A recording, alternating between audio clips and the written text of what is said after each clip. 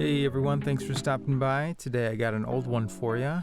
A few years ago I randomly thought about this sci-fi show called Quantum Leap that aired back in 1989. I remember seeing a bit of it here and there when I was a kid, enough to know the essential plot anyway. In an experiment gone wrong, a scientist by the name of Sam Beckett makes a quantum leap from one life experience to another. Rather than just going back in time, Sam goes back to live in another person's body, while retaining his memories. Sam is forced to live in this new life until he eventually leaps again, hopefully back to his original timeline. With the help of a neuroprojected hologram of his partner Al, Sam meets countless people and does his best to affect their lives in a positive way, oftentimes altering key historical events in the process. Now that I've covered the surface of the show, let's dive into the hidden meaning. How does it relate to us living each of our lives? The character of Sam obviously represents each of us. Our souls have leapt into these bodies on the 3D Earth plane, from time-space to space-time in order to live our lives.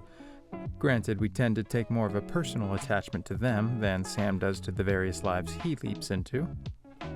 This is the point that I'm ultimately shooting for, the feeling of removing oneself from the attachment to the story in order to allow the life to run its course. When Sam leaps into a new body, he must figure out what key event he needs to affect in order to trigger his next leap.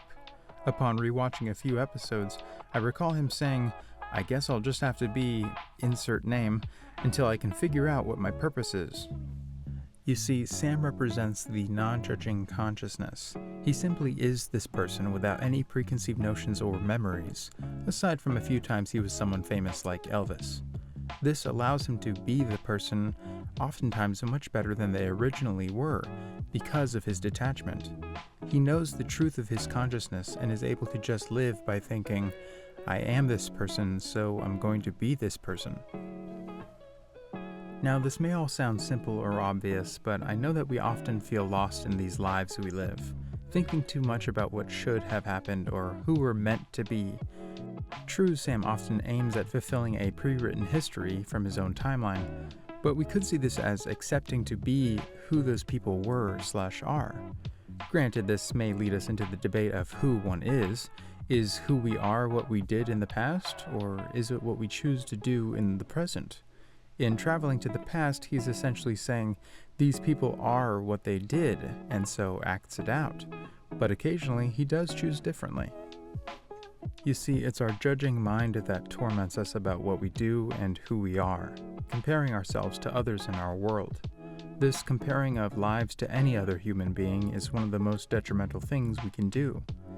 We can make observations about our lifestyles and decide to make healthy or productive changes, but life becomes a great deal more enjoyable when one detaches from the story, shifting to that perspective of the non-judging consciousness who's simply along for the ride. It changes you on every level. It's freedom. Freedom to be who you are. I feel like that's all any of us really want, and we're the only ones in our way. Now, I can't mention Sam without also mentioning his partner in time, Al. Any fan of the show would certainly agree. I had already guessed what Al represented, but a line in the first episode confirmed it. When addressing the neuro-hologram of Al, which of course no one else can see or hear, someone asks Sam who he's speaking to which Sam answers, "My guardian angel." Al assists Sam in many ways, much like a spirit guide might, if you subscribe to the idea. He's the little voice in Sam's head that keeps him on the path he's meant to follow, oftentimes feeding Sam knowledge about the current identity.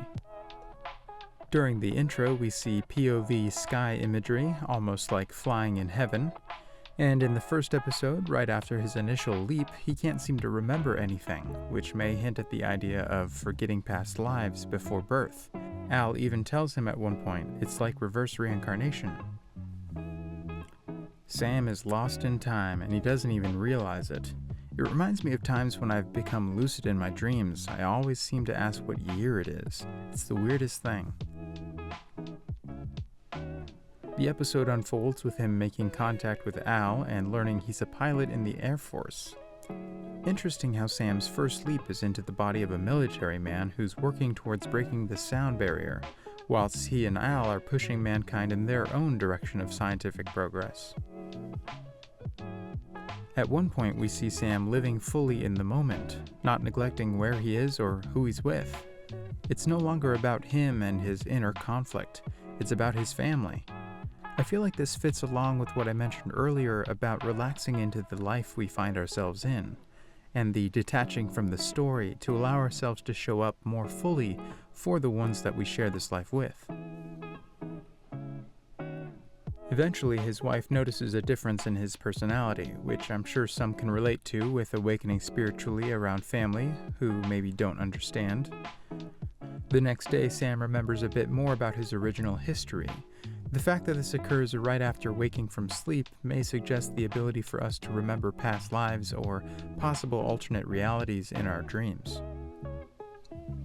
We learn through Al that if Sam hopes to leap home, he must accomplish what this identity originally failed to do, breaking the sound barrier, which also cost him his life.